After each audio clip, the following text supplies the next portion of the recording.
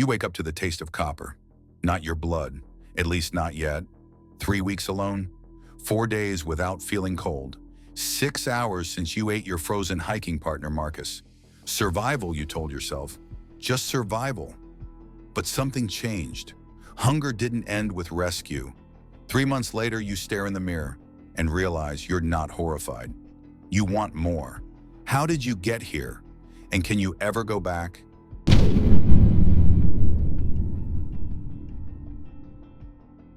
Let's rewind. November, the Canadian Rockies. You and 3 friends, experienced hikers, set out for what should have been a routine 5-day trek. You'd done this route before, but this time, an early blizzard hit on day 2. The kind of storm that erases trails, that makes the sky and ground merge into one white void. By day 4, your GPS was dead. Your emergency beacon wasn't getting signal through the storm. And your supplies? Cut in half when Jake fell through the ice crossing a frozen stream, taking one of the packs with him into the rapids below. You remember the math. 4 people. Maybe 3 days of food if you rationed hard. No idea how far you were from the trailhead, because visibility was maybe 10 feet in any direction. By day 7, you'd resorted to boiling pine needles for tea. The hunger wasn't even hunger anymore. It was a living thing inside you, eating you from the inside out. Your body started consuming itself. You could feel it. Muscle turning to fuel. Your thoughts getting slower, simpler. Then Marcus collapsed. Heat stroke, you thought, which made no sense in sub-zero temperatures. But his body was giving out. Core temperature dropping. Hypothermia. He was shivering so hard he couldn't speak. By morning, he was still. You didn't eat him right away. That's important to remember. You tried to keep moving, dragging him on a makeshift sled because leaving him felt wrong. But after another day, another night, you stopped dragging him.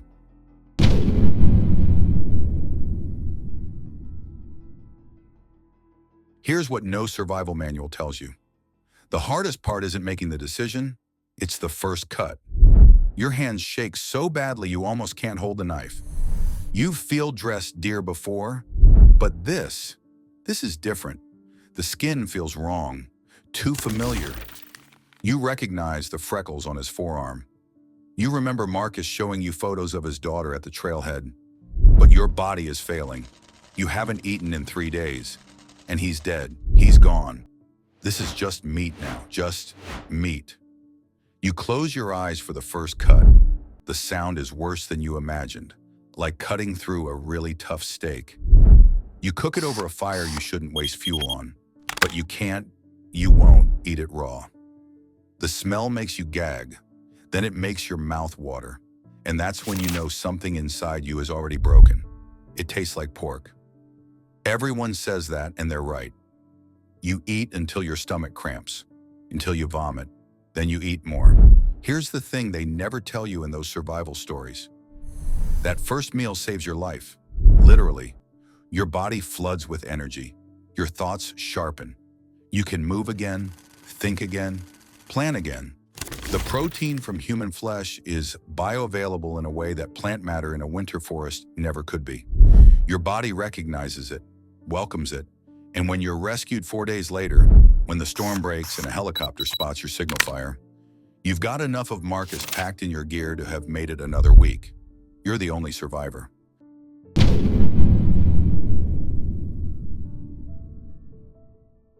They call you a hero, a survivor. The media wants your story. Your family weeps with relief. The therapist they assign you specializes in trauma, and she tells you what you experienced is called survival cannibalism. And it's not your fault. You nod. You cry on cue. You say the things they need to hear. But here's what you don't tell them. You dream about it. Not nightmares, good dreams. Dreams where you're strong again, where the hunger is satisfied, where everything makes sense in a way it hasn't since you came back. You don't tell them that you've started shopping at butcher shops, buying organ meats, trying to recreate something, that nothing tastes right anymore, that beef and pork and chicken all taste like cardboard variations of the same disappointment. You definitely don't tell them about the cravings. They start small. You're at a coffee shop and someone cuts their finger on a paper cup lid. A drop of blood wells up and your mouth waters. You have to leave. You sit in your car, hands shaking, horrified at yourself. Then they get worse. You start noticing bodies differently. The way people move, where the muscle is dense, where the fat layers protect organs. You catch yourself sizing people up the way you used to evaluate hiking trails. Calculating, measuring, planning. But you're not, or rather, you are, but not enough. Not enough to stop the thoughts, not enough to stop your brain from solving a problem you don't want to solve. How could you do it again?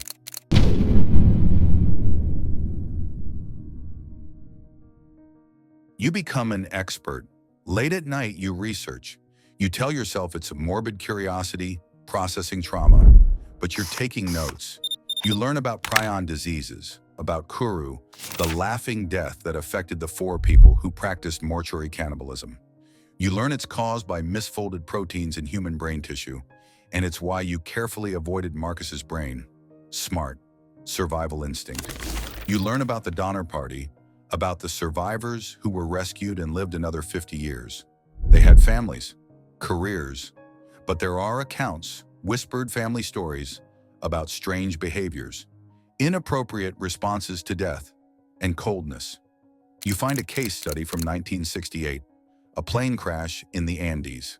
Survivors who ate the dead to live. Most of them reintegrated fine, but 3, documented in psychiatric journals you have to use university access to read, developed what doctors called anomalous, persistent appetite responses. They craved human flesh for years after.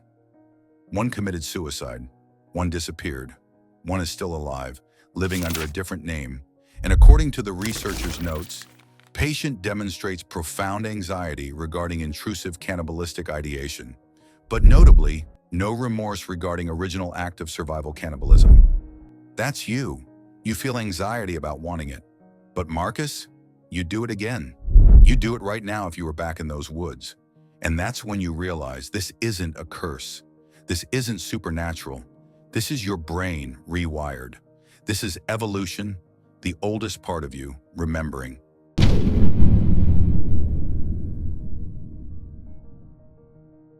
It happens 6 months after your rescue. You're working again. Remote job because you can't handle people in person yet. Your friends and family have mostly stopped checking in every day. Life is returning to normal, except nothing is normal. You haven't slept properly in weeks. The cravings are constant now. Every person you see, every interaction, there's this measuring, this evaluation. Then you meet someone at a coffee shop, same one where you had your first blood craving. Her name is Sarah, and she starts a conversation because she recognizes you from the news coverage. She's fascinated by survival stories. You should leave. You know you should leave, but she's alone. No one saw her talk to you. She approached from behind. You were in the corner. And she's tiny, maybe 115 pounds. And your brain, your horrible, calculating brain, is doing the math on how much meat that is. You have a conversation, a normal conversation. You get her number. She thinks you're interesting, brave, a survivor. She has no idea you're imagining how her scream would sound. You leave quickly, making up an excuse. You sit in your car, hyperventilating, horrified at yourself. You drive home doing 20 in a 35 zone because you don't trust yourself. You get home and you break, sobbing, screaming into a pillow, punching walls. What have you become? But here's the worst part. Even while you're crying, even while you're horrified, you save her number in your phone.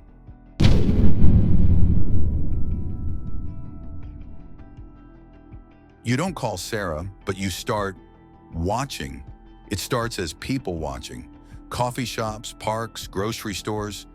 You tell yourself you're just getting used to being around humans again. Exposure therapy. But you're hunting. You know it. In every primitive corner of your brain, you are selecting prey. You learn patterns.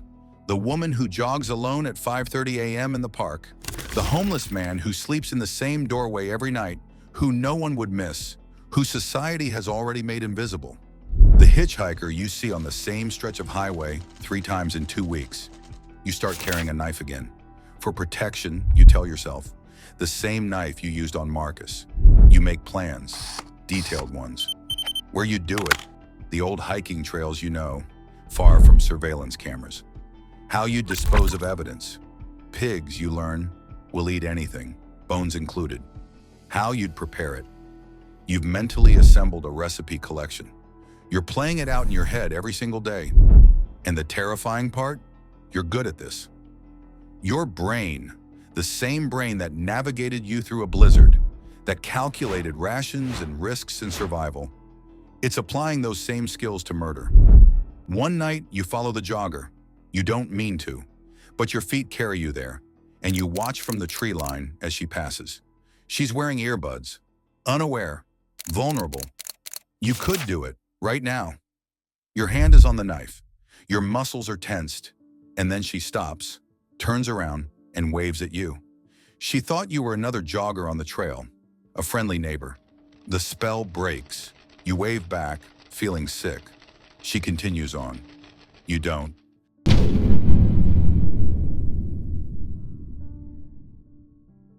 That night, you make a decision, not for moral reasons. You've already lost that compass. But for practical ones, you don't want to go to prison, because that's what's left of your humanity now. Not empathy, not horror at your own thoughts, just the calculation that getting caught would end your life. You call a number you found in your research, a psychiatrist who specializes in extreme cases, who's published papers on intrusive violent thoughts, who might understand without calling the police immediately. Dr. Reeves agrees to see you. You don't tell him everything in the first session, just the dreams, the thoughts, the what-ifs. He listens, takes notes, and then he says something that changes everything. You're not the first survivor I've treated with these symptoms, and you won't be the last. There are others. Not many, but enough that there's literature. Enough that there are treatment protocols. Enough that you're not uniquely broken, you're predictably broken. He explains it clinically. You experienced extreme starvation, followed by a powerful reward response when you ate human flesh. Your brain formed an association. Hunger equals human meat equals survival equals pleasure. Classical conditioning on a neurological level, it can be managed.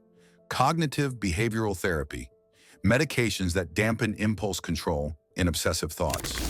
Controlled exposure to reduce the power of the cravings. But here's what he also tells you. It might never fully go away.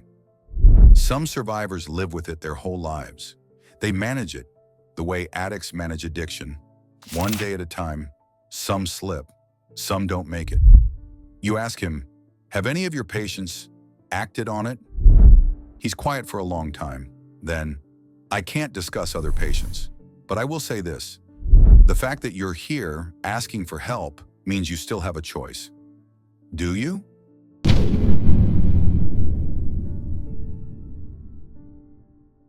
Treatment helps. For a while. 3 months in, you're sleeping better. The intrusive thoughts are less frequent. You've stopped carrying the knife. You've deleted Sarah's number. But then there's a setback at work. Stress. You stop sleeping. You skip a therapy session, then another. The thoughts come back, stronger, and you realize something terrible. Part of you doesn't want to get better, because being better means being normal. It means going back to being weak, being prey instead of predator, being the person who nearly died in those woods instead of the person who survived. When you were eating Marcus, when you were strong and full and clear-headed, that was the most powerful you've ever felt, the most alive. Everything since has been going through the motions. Playing human, pretending. You stop taking the medication, you stop going to therapy, and one night you pack a bag, knife, rope, plastic sheeting, all the things you'd need. You drive to the trailhead, the same one from a year ago. You're not going to kill someone. You just need to feel that power again. Remember what it was like. Maybe that'll be enough. You know it won't. But here's the twist, the real horror. You get to the trailhead and there's another car, someone else hiking alone at night, which is insane, reckless, the kind of thing only someone with a death wish or something to hide would do. You see them on the trail, flashlight bobbing in the darkness ahead, and as you follow, you realize they're following someone else. There's a third person on this trail, someone unaware they're being stalked, someone about to become prey. The person in the middle your target is hunting too. You're not unique. You're not special. How many people survived the unsurvivable by crossing the same line you did? How many came back changed? How many are out here, right now, in the darkness between civilization and wilderness, looking for that feeling again? The Donner Party, the Andes survivors, the Holodomor, the siege of Leningrad. Every famine, every disaster, every desperate winter throughout human history. How many secret cannibals walked back into society and just lived with it? You stand there in the darkness, watching a predator stalk prey while you stalk them both, and you realize this has always been part of being human. The curse isn't what you became. The curse is that you've always been capable of it. We all are. So what do you do? Warn the prey, stop the predator, walk away, or admit what you've become before it's too late. The story doesn't end with answers, just a choice. Every survivor of extreme hunger faces it. Most went home, lived normal lives, a few didn't. Maybe you passed one today. So here's the question: if survival meant crossing that line, would you? And if you did, could you come back? Hunger is just hunger, until it isn't.